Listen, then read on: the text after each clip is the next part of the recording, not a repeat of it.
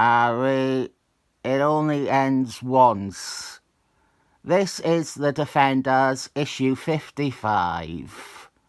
Our long-awaited and much belated conclusion to this story arc with the present. Plus, the origin of Russia Girl. All I can say on that front is don't get your hopes up for the origin of Russia Girl. It didn't grab me immediately, but after looking at it for a while, this Jill Kang cover is actually wonderfully solid. The present with the defeated defenders. The present's body isn't very reliable, but let's crack on because there is a metric ton of backstory both in universe and out.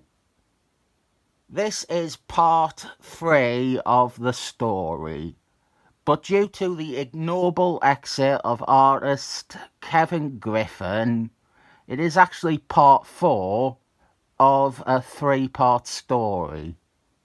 And the next issue is as much as part 5 of this 3-part story. We are at the crescendo where our heroes are confronting the bad guy. And so let's do the previously on bit. This began, at least in full force, in issue 52, which saw the return of Seaman to the title, and a great misunderstanding battle between him and Hulk.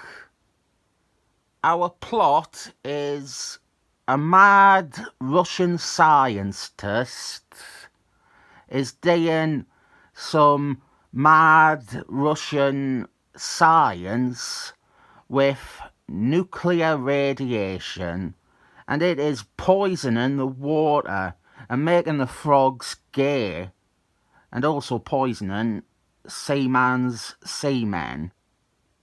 Love that, by the way. Love that at nearly 2,000 videos I have finally been able to say Seaman's seamen.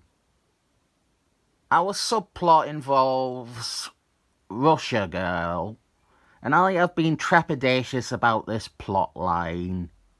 That will be explained in about a minute. But the story is that our mad Russian scientist, he is in love with Russia Girl, and he has brainwashed her and empowered her to make her his lover and wife. That actually probably explains why I am iffy about the story enough. But there is far greater. Just noticed the title of the story. Empty Expectations. That is wonderfully apt. I had never read this before. I had never owned this issue or the following issue, despite having everything around it. I don't want to get sidetracked explaining things too much, but my first Defenders issue was issue 122. That isn't very important. I just love seeing that cover again and again. The great thing about the Defenders series is that the entire run is quite easy to get. There is at most 2 expensive issues across the 152 issue run. Issue 4, which is technically the first appearance of Velcro. I don't have that one, and I don't want it. And the 3rd giant size, which is the first appearance of Korvac Dallas. The rest is all cheap and affordable. It made going back and getting this series an easy thing. I considered it a very average and dependable title with flashes of brilliance. One of the first big batches I got were the issues drawn by Kevin Griffin, which are issues 42 through to 54, the issue before this one. He doesn't pencil this issue, however, so I didn't get this. When I got those comics, I didn't realise it was a continuing story or anything like that. So I had a run that ended mid-story because the artist was being, in his own words, unprofessional. So about 12 years passed and I had amassed all of the series, but never got around to actually finishing reading this story. This takes us to 2 or 3 years ago when I decided to start reviewing it on here, and the intention was I would finally finish it. Then, at the exact moment that I got to the end of issue 54, Russia invaded Ukraine, and I decided to leave this to the side for a bit. Time kept passing, and now we are however many years later, and I am getting to the end of it. In retrospect, I actually like that if you have been watching my videos since back then, you have had an abnormal gap between parts. I have, in essence, recreated on a smaller scale what I personally have experienced with this story.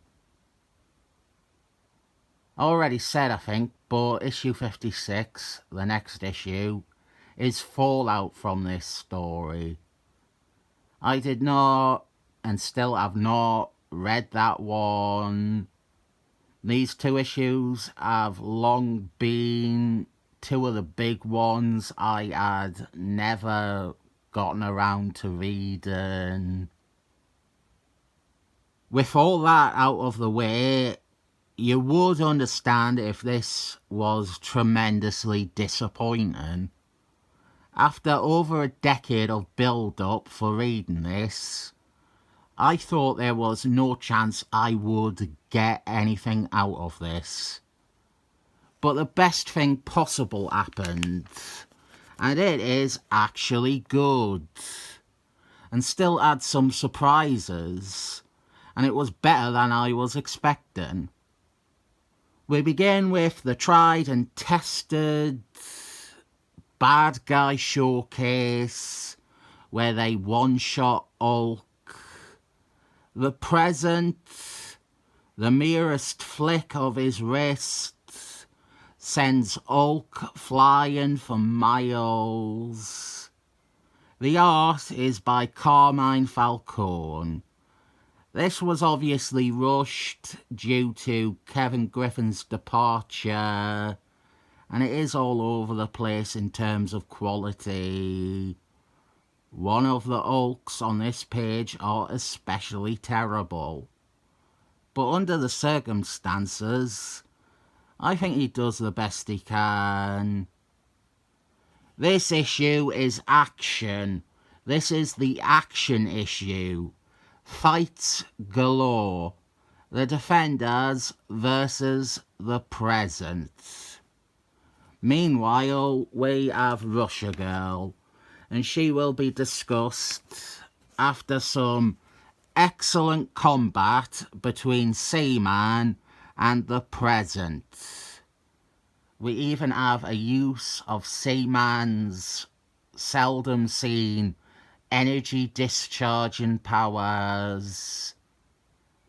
For the sake of it, I will have already shown his first appearance, him in his lab, but he is our nuclear-powered mad scientist. And he is a bad guy who tends to appear in all the books I read. He is in some more Defenders issues after this story.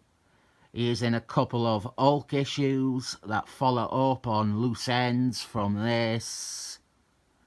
He is in a bunch of Kazar. He is in Kazar multiple times. I recommend the two-parter with him from Kazar issues 19 and 20. Darkstar and the Winter Guardian. Kurt Busey's Avengers. He is a good villain with ridiculous powers. The one thing that this comic is maybe missing though is a good excuse for me to talk about SeaWorld attacks. Oh, what you know, here we are.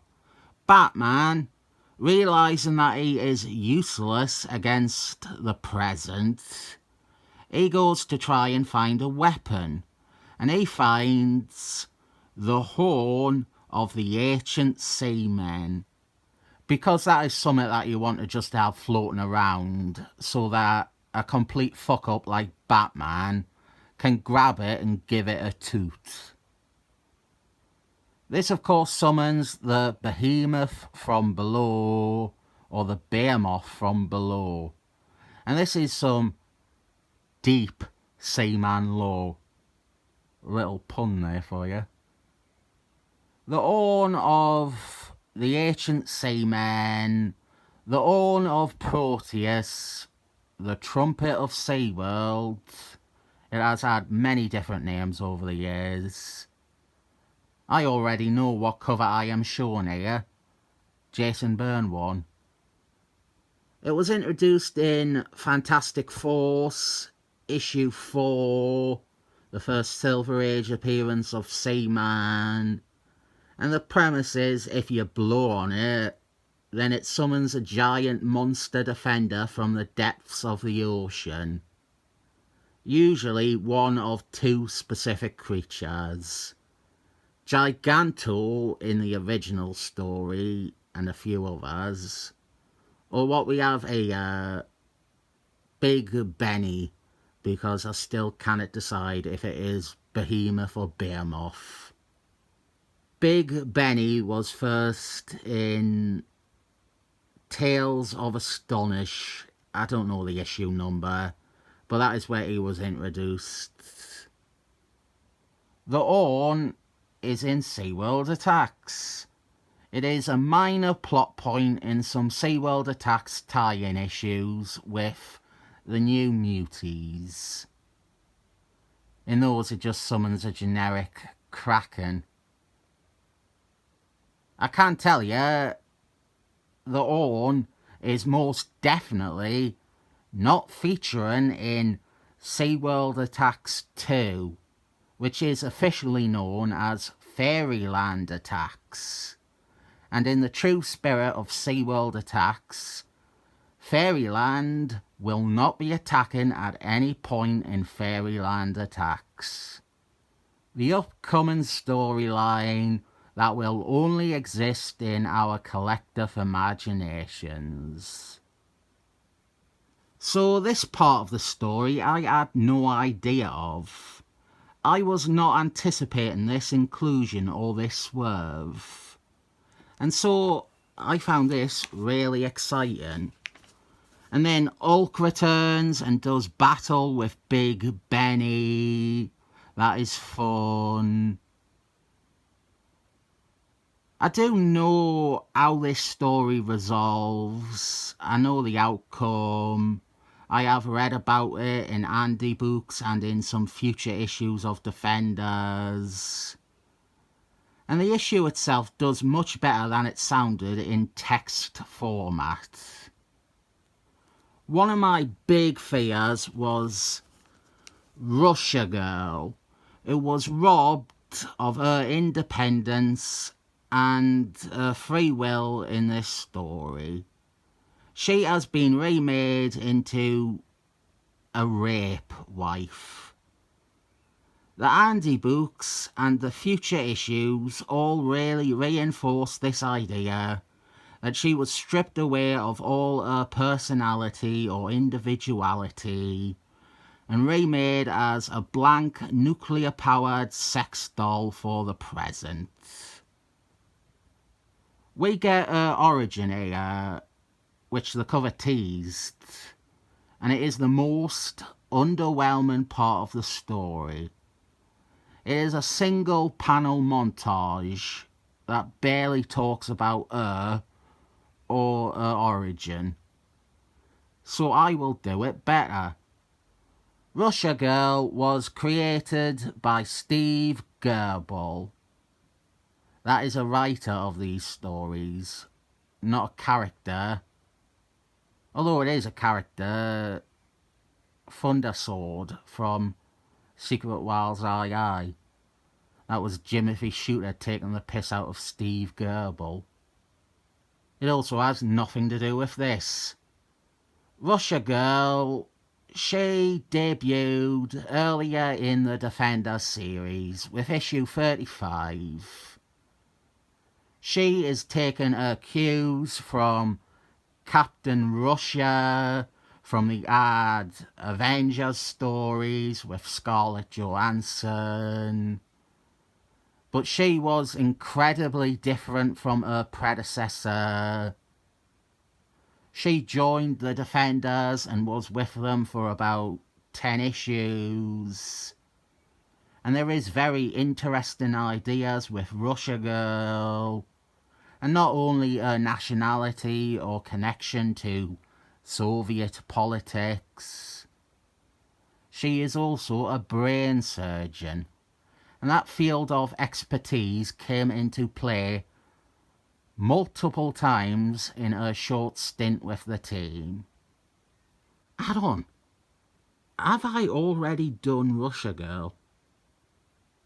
I feel like I have, but I cannot place where or when I would have done her. I don't think I was using cutaways back in the days of the earlier parts of this story or this run. Did I maybe do Kazar issues 19 and 20? Or maybe issue 60? I don't know. It was Captain America 353. It's fine. I think I only covered her as part of the Captain Russia legacy. Russia Girl was created by Steve Gerbil, but when Steve Gerbil was fired and replaced by Gary Conman, Gary Conman wanted rid of her, and so he began writing her out of the title. Gary Conman was booted after 2 issues. And the next writer, Anthony Davis, was saddled with sending her away on the bus that Gary Conman put her on. Of course, Anthony Davis realised that there was some story to tell with this character, which is more or less how we came to this. I do think people wanted her origin. I think people wanted a story with her. And I don't think this is what anyone wanted. They didn't want her to be enslaved or transformed. They didn't want her becoming an accomplice to a bad guy. But the story provides something that the Andy books never accounted for, which is that she is allowed some, I wouldn't say closure, but some story. Here, the cat saves Russia Girl from Big Benny. And this act of selfless heroism against a zonked out Russia Girl is what brings Russia Girl's memories and identity back to the surface. FYI, we also have a quick usage here of the cat's seldom used mental abilities. The ones that Moon Garden taught her. This really is an issue for the seldom used abilities.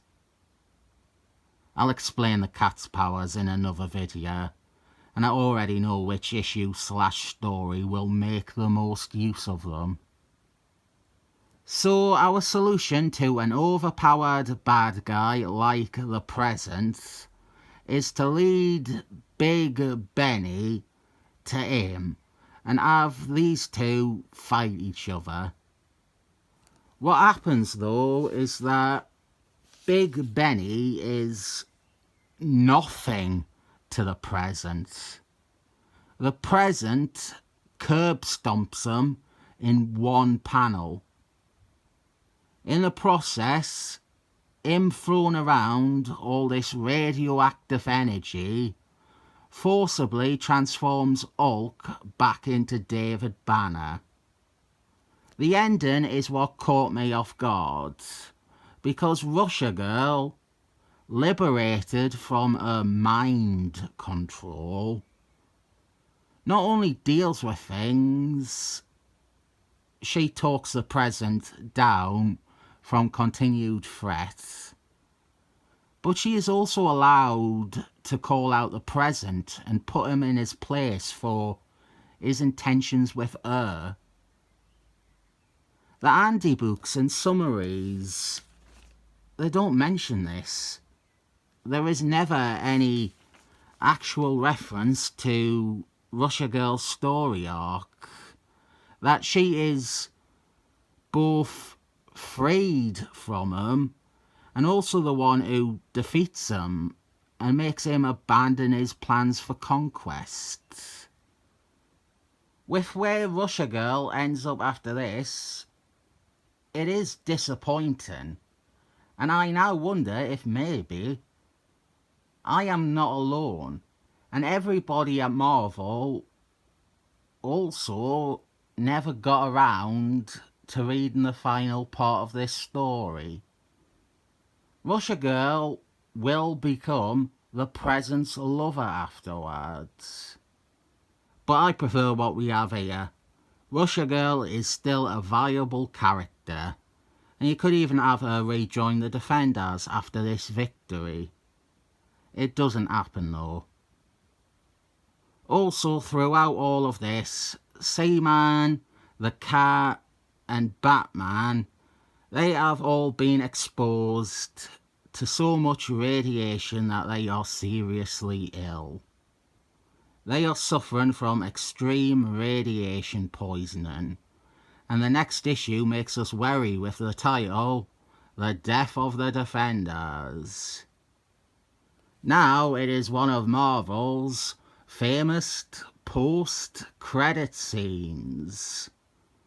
Velcro has been off at college during this story, so here we see her getting asked on a date by her classmate Ledge, but they are interrupted by Lobo, a character created by Kevin Griffin, who was never properly introduced in Kevin Griffin's issues. So now we get a weird clown makeup guy in a jumpsuit instead of the character Kevin Griffin created and would take to DC. Loved it. Really, really loved it. Not very often things of this magnitude satisfy.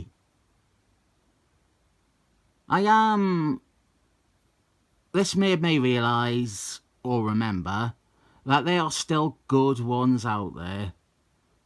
There's still comics I will enjoy out there that I have not read. I don't need to read or suffer through modern comics. There's ones I like out there. I'll grant this a very late 7 thumbs up.